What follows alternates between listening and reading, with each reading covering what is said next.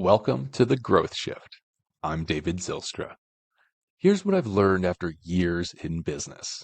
Every leader who's built something meaningful has a story, but the moment they had to shift, when failure forced innovation, when change became opportunity, when they chose growth over comfort. On this show, we dive into those pivotal moments, the setbacks that became breakthroughs, the strategic shifts that accelerated growth, and the frameworks that turn obstacles into opportunities. Because here's the truth. In a world where change is the only constant, the leaders who thrive aren't the ones who avoid failure. They're the ones who've learned to shift strategically through it. So whether you're facing your own pivot point or just want to learn from someone who's been there, you're in the right place. Let's dive in. Today, joining us is Steve Gibbs, attorney turned entrepreneur and co-founder of Insurance and Estate Strategies, a leading permanent life insurance and estate planning platform. With a background in trusts and estate law, Steve has successfully transitioned from traditional legal practice to building a content-driven, web-based platform that's positioned to become the top permanent life representative in the space. Steve and his team are now leveraging AI to create more personalized educational experiences for their diverse client base. Steve, it's great to have you on the show today. Thank you, David. Great to be here. Looking forward to Excellent. it. As am I. Steve, you made a fascinating transition from practicing trusts and estate law to building a web-based insurance and estate planning platform. What inspired that shift? There's a few different aspects to it, I think, David, but really my background is very entrepreneurial. I had business people in my family, and I ended up, as an attorney, I ended up starting my own practice, which is also an entrepreneurial venture. So for me, I started to see the utility of these assets. So I call it, I know we'll talk more about the asset, but the insurance platform that I envisioned had a lot to do with permanent life insurance, cash value life insurance, and providing a space that would help to educate consumers on both the insurance aspects and also offer feedback on the estate planning and the trust planning that I was already doing. So I was really hoping to kind of marry those two arenas to an integrated space. And what's great is it seems like the market is following that idea, which is really helpful to what we're looking to accomplish. All right, fantastic. Now, you started with one business, you started another, obviously with a vision for a platform that can provide value across many different areas. Now, most businesses struggle with client acquisition, let alone client acquisition for a second business at the same time. Of course, yours are complementary. They work together. Your client base was already established. But especially in financial services, there's a lot of competition. Now, we spoke the other day and you mentioned getting an early foothold through content marketing before it came competitive. What was that journey like in those early days? Yeah, great question. Actually, most of my clients from the law practice didn't transition over, maybe surprising to a lot of people, but because of our licensing and all that stuff, I was somewhat compelled to keep it separate. So we really started this out kind of cold, and I was still operating the practice for many years after we founded Insurance and Estates. So you're correct. So we purposed to have the best content on the web, and I had a business partner who had also come from estate planning as an attorney, and he'd had a lot of experience with web-based content. So we started doing a lot of written content, started doing videos on different permanent life insurance topics, and it was sort of low-hanging fruit. 8 years ago, 8, 9 years ago, now it was easier to put well optimized articles out there and have them discovered pretty readily from the search engines, Google primarily. So that helped us a lot. We were able to get positioned in the market, help a lot of people with information that they weren't always receiving at that time. They're getting more now with the marketplace, having a lot of content. So that's changed quite a bit, but that was a way that we could get started. Yeah, now you got an early foothold, as mentioned, right? And it sounds like it started with written content, maybe a little easier to get noticed on Google 10 or so years ago. But surely it wasn't always easy for you. I mean, things have evolved. The social aspect, whether it's social media, whether it's blogs, it's become extremely competitive, right? Did it ever start getting a little bit more challenging for you to get traction with your articles, with your content, to get noticed? What was that journey like? Yes, absolutely. Actually, the first several years, maybe 5, 6 years, were pretty much building and gaining traction with the content that we were putting out there. I think a couple of years ago, things started to shift to the negative with the search engines and primarily, again, Google being the Goliath in that arena. So we definitely saw a different environment shape up a couple of years ago with a lot more emphasis on the bigger companies, frankly, in the marketplace. They were able to sort of edge out some of the smaller companies, so we had to kind of pivot with that reality. There was a lot of money that was being thrown around to position, for big companies to position themselves on the web. And early on, it was a little bit more of a scrappy environment for whoever wanted to get involved. So that did change, and we had to adapt to the standards for bigger companies. We had to change our approach somewhat. We still kept putting out content, but we had to do more with videos. Obviously, everybody pivoted to more videos, I think, a couple of years ago. And so those kinds of moves, and also raising the quality on what we were doing in terms of practices. Not so much the quality of the articles, but practices. There were a lot of requirements that shifted a few years ago with that also. Now, I think when most people think of estate planning and life insurance, most people get the impression that these guys are probably working with some old fogies or, some people close to retirement, people who are considering passing on their estate and such. What kind of clients do you find that you attract the most? I mean, if we're talking about social media content and providing education, surely you can reach a lot more people than that. And it's a really large cross section of the population. So people do rightly assume that we're working with a fair number of older people. That there's some marketing advice out there that's basically don't ignore the baby boomers still, because they're still doing a lot. They're still funding different things. They still want to travel. They still want to protect their, take care of their families. So we definitely don't shun the baby boomers. There's a huge wealth transfer, as I'm sure you've heard, and most people have. So, and that's a part of work helping the baby boomers. But we're also seeing millennials now, the next generations. My generation, sort of the one that kind of gets lost, is the Gen Xers. But Gen Xers are now, really almost in retirement or in that arena.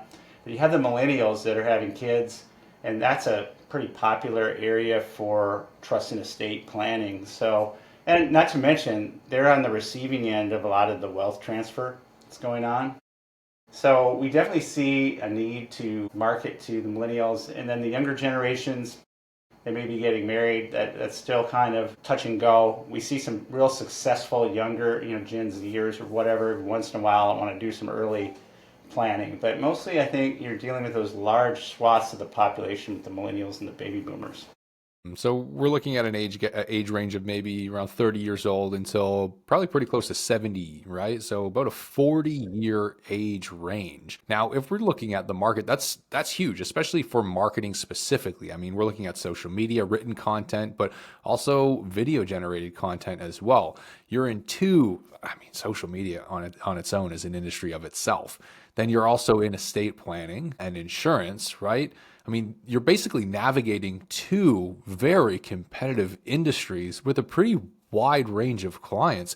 How is it that you attract the right clientele or stand out in the market from everyone else? We're in an industry that we see a lot with the transactional stuff. So we see people wanting to get term insurance, for example. We might see people that want to get trusts and they want it as cheaply as possible. So we're surfing on a different wave to a certain degree.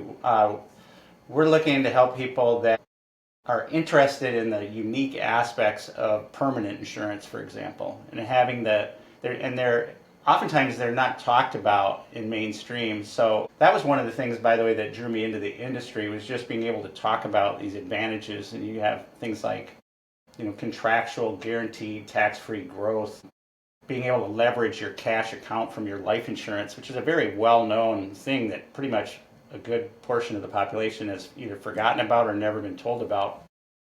So what we're doing is we're appealing to these groups. Now, if you have a baby boomer that's older, we've had people that inquire about policies and they're 65, 70. Now they may be putting some kind of lump sum in, and it's a different deal than somebody your age that wants a policy, that wants to see it grow over decades. So you're talking a different conversation there. But the way that we go about it is more strategically targeting the goals. So for example, we talk a lot about tax-free retirement. So for somebody like yourself, I might say, hey David, do you want to have a bucket of your retirement that's tax-free? I would ask you questions like, where's everything right now in terms of your assets? You have different buckets. Are they in the tax deferred or the tax-free buckets? People are going to say the majority of my assets are in the tax deferred, or just maybe there's some assets like stocks and things like that aren't that actually you would think they're not tax deferred, but they're still you haven't paid the taxes on that growth yet. So we're trying to appeal to that goal mindset across the board, from the younger to the older. And so you might be talking tax-free retirement, you might be talking other things, just protection kind of strategies.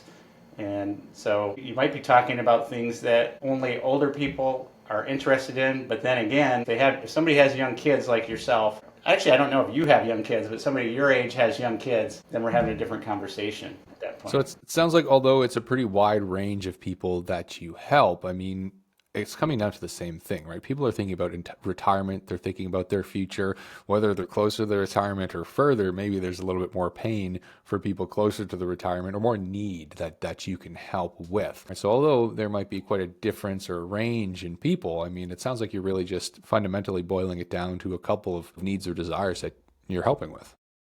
Right. I encourage younger people regularly because you have a lot of time to be able to watch that progress, watch things mature.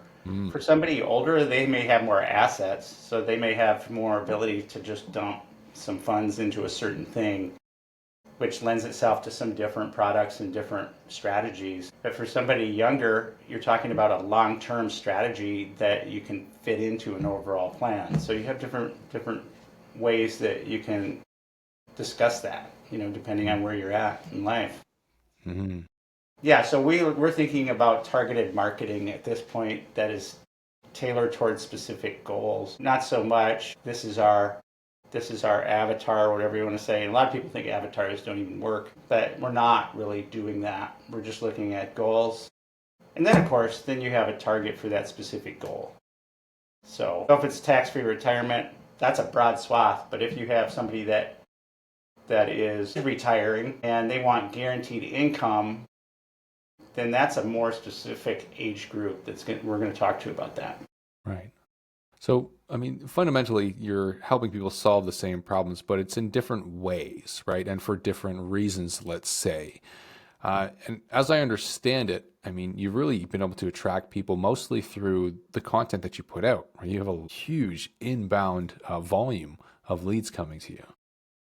Yes, I mean, we've got a really well-positioned website with insuranceandestates.com. People can check it out. And like I said, we are kind of unique because we're not just talking life insurance. We're talking about strategic life insurance. So we're fortunate to have that. And there's a fair amount of traffic that we get just from organic content from that. Yeah. And that's people searching for articles that rank well. And again, that's been a journey, but we're thankful to have that presence. And videos complement that.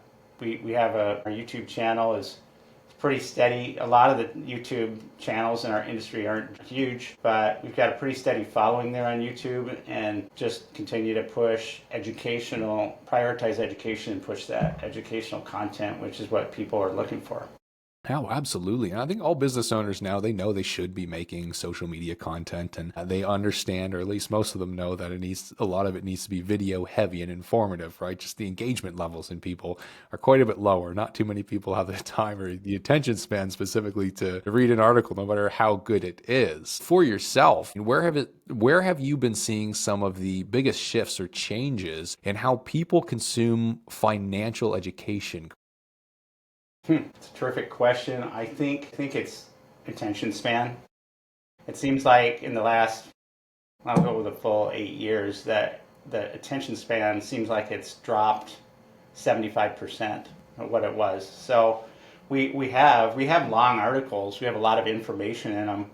I suspect the majority of the people that are there want the information.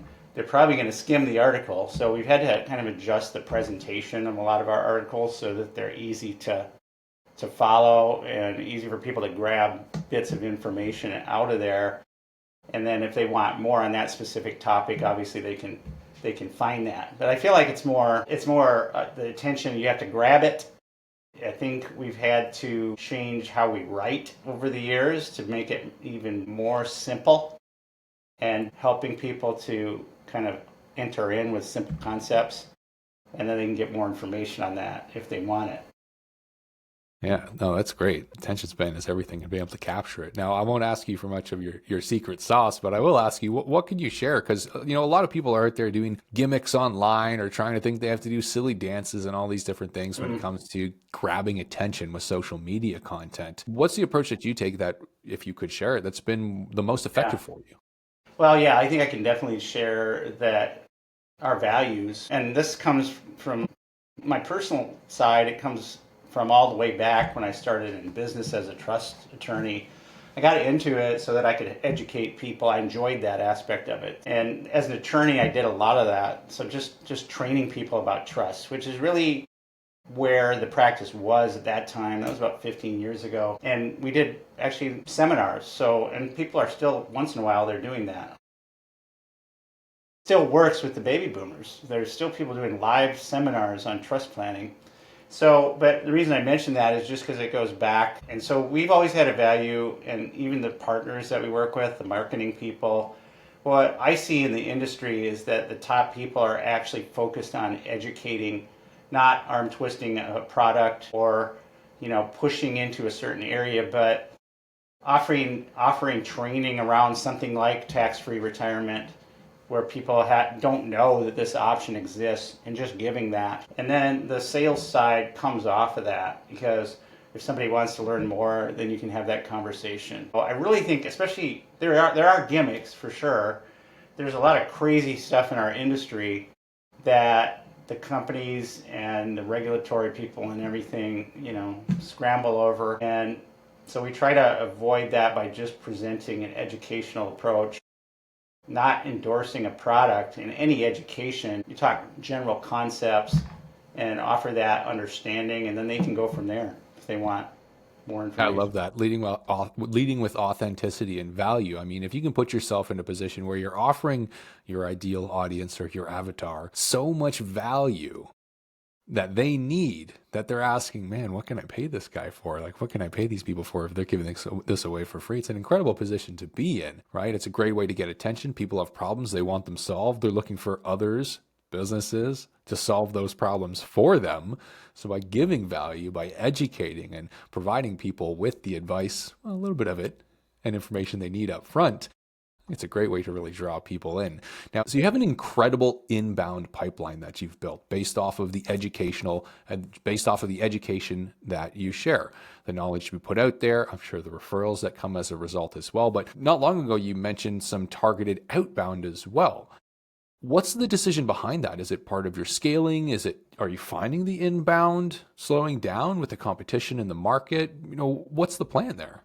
It's an interesting one. We have team members that are probably more capable than I am of answering that. But my belief is that the inbound or the outbound feeds the inbound to a large degree. In other words, you have to engage. So what I'm being told and understanding in the marketplace today, for example, we do regular blasts to our entire list. We also advertise targeted targeted lead. I think that's a word It is now.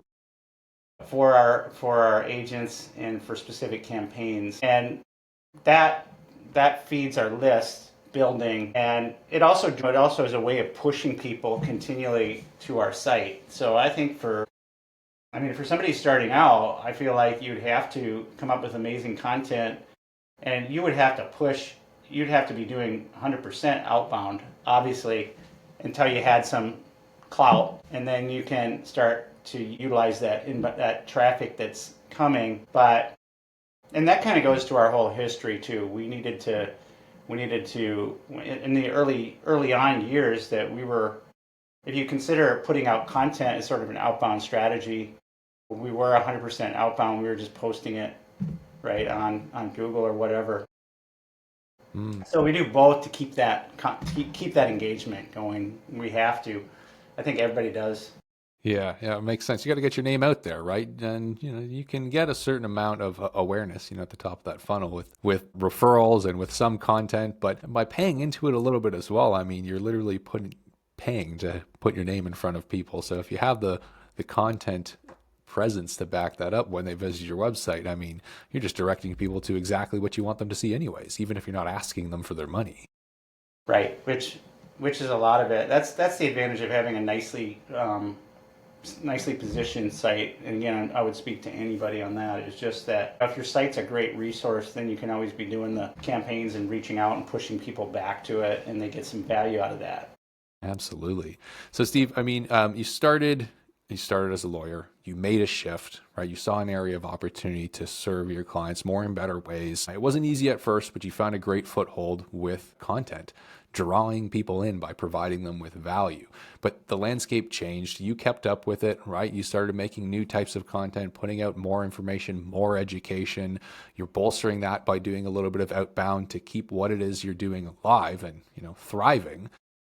Right. Now, through all of this, you've been able to keep up with the changing times, right? Whether it be how people need to be marketed to with content, or, of course, keeping up with technology, right? The latest technology, AI. We spoke the other day. You mentioned your team's starting to work on using AI to create more personalized educational experiences to enhance what it is that you're doing. Can you walk us through what that looks like? Sure. AI has invaded I think everywhere, right? We're seeing it just exploding in every industry.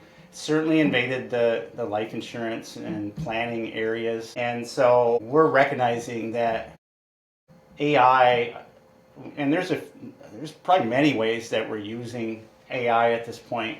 And so I'll try to highlight that. We're recognizing that AI offers the ability to take what we've already been doing and make it just completely streamline it.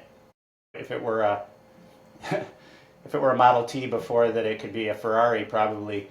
And so, and by that I mean this, the user experience, right? So what we're understanding, and I'm sure others in the industry do, I don't think this is revealing anything that's a secret, is that somebody comes to a site for whatever it is. It could be insurance, permanent insurance, trust planning. It could be term life, whatever it is. I believe that AI is creating a ability to have a conversation with the person immediately. So there's not a lag time on that, and it's not just a chat, right? It's not just, how can I help you today or something. I mean, and it's a little bit of that. We're seeing at this point in development is just that it can be more personal than that. So it can be integrated with content that we already have on the website. So you have the conversation, they get to share some things, then maybe we're able to then, through the AI technology, streamline that process for them where they're getting some things put in front of them. And the ultimate goal for that is to do the same thing that we've already done in the past. And we didn't touch on this too much, David, but what we've tried to do with leads is educate them prior to them getting to the agent. So, because it's key to the kind of things that we do. It's probably key to many different industries, but especially with us, because we're dealing with something that needs a little background.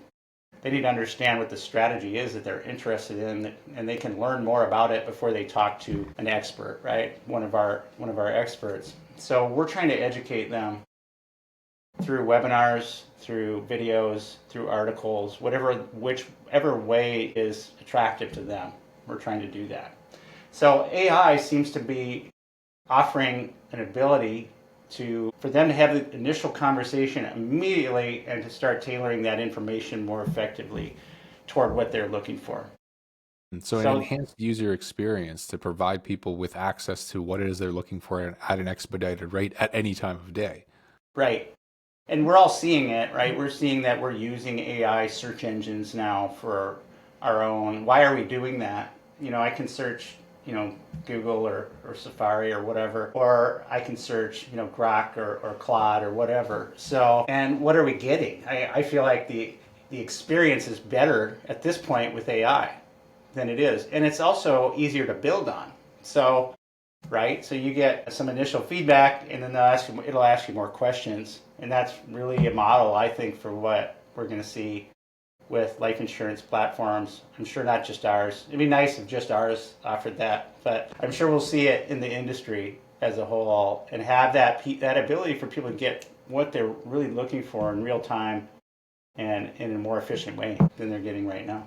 Absolutely.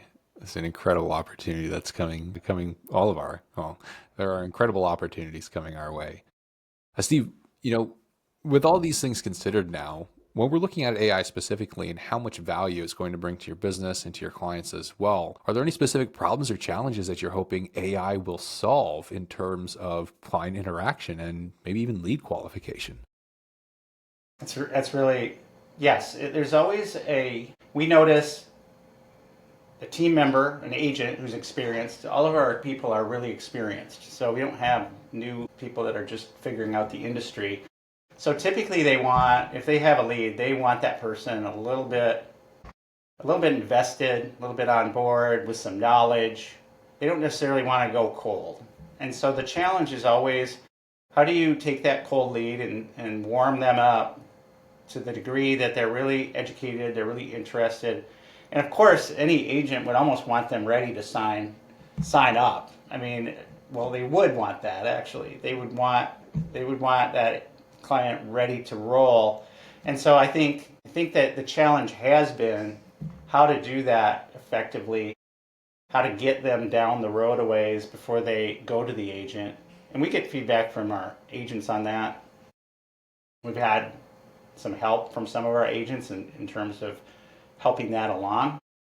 A lot of it started out manual. It was basically, you're interested, we'll watch this webinar first, and then we can set up a meeting. So hopefully we'll be able to overcome that gap where it's all seamless. They're already getting to know us through the AI, ideally, and then they're getting educated at the same time. And maybe there's a way that they can even get to know the agent. So in other words, and I think there will be a way for that because of the content that they'll be able to be sent, and maybe even an introduction of some kind. So yeah, so we're all.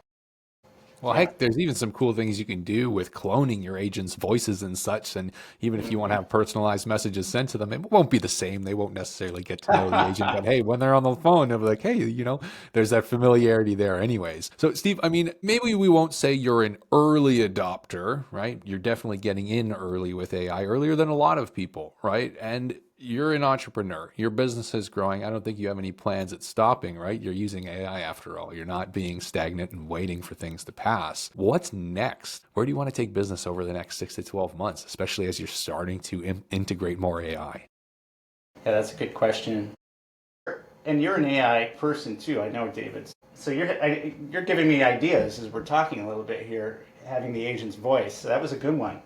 I think that where we want to go is, if anything, expand our influence in the marketplace through it, broadening out the strategies that we're offering to the mainstream to where, and also just expanding our footprint. If we offer a trust planning capability with our people, and I know that that's been an interest for probably 10 years in the marketplace, starting with LegalZoom and going to some of these others. So I think expanding our reach into that broad marketplace that that has been a more competitive market than some of the other things that we've done. And there's other arenas too that we just want to keep expanding our footprint and our impact in that competitive space using AI. I think if we can use AI, then I think that experience will feed those additional, and we'll also be able to identify the interest of people more effectively, and then route them toward those areas where it might get lost right now without the AI capability. Maybe not necessarily doing anything wildly different than you're doing right now. Business, in essence, it will still look the same, just things are able to happen faster and in a more curated way. Right, right. I think yeah, we're not looking to get in any other industries at this point. We're just simply looking to build on success and expand that. But we've also, I think that if anything, that we're just wanting to pivot towards some more mainstream areas of interest for the population. In other words, if someone's not interested in permanent cash value life insurance, if they're just interested in term and want to trust that we'll have that will be more present in the market than we are now in order to accomplish that. Now, Steve, I think for a lot of business owners, especially the ones who might be a little bit more reserved or hesitant to start using AI, some of the concerns that arise are, oh, wow, this is different, this is new. So it must mean things are going to look different for my business, right? Our relationships will change. How it is we do business will change. Everything will be different. Maybe they feel like they'd have to be a beginner again within their own industry that they've become an expert in, right? But it sounds like that's not the view or belief that you have yourself. I mean, just around AI in general, what sort of advice would you give to other professionals or business owners or entrepreneurs who are hesitant about adopting new technologies such as AI within their business? Well, it might not be the most comforting. I think they have to, because I think that you're going to be obsolete. You're going to be sitting there with a website. It's just people have to navigate themselves. And I think when this resource is available far and wide, that's it could be another level of ADD that people are wrestling with, right? If other sites have all this integration and stuff and help, and then if they run into a traditional site, I feel like that could be a bad place to be. So if we're talking about a platform, if we're talking about a web-based business, I think it's especially critical. I think if you have an old school person that has a lot of relationships and gets a lot of referrals, maybe not so much, except the fact that those people may want the resource. So they may want to be able to go on that person's website and look up stuff, and you don't really want them going somewhere else. So just to stay competitive, I feel like you gotta acknowledge AI. I've been around for a few years, but I feel like it's here, right? We all know that. I couldn't agree more. Steve, that was fantastic. Thank you so much for sharing these insights with the audience. For any listeners who might like to connect with you, what would be the best way to reach out?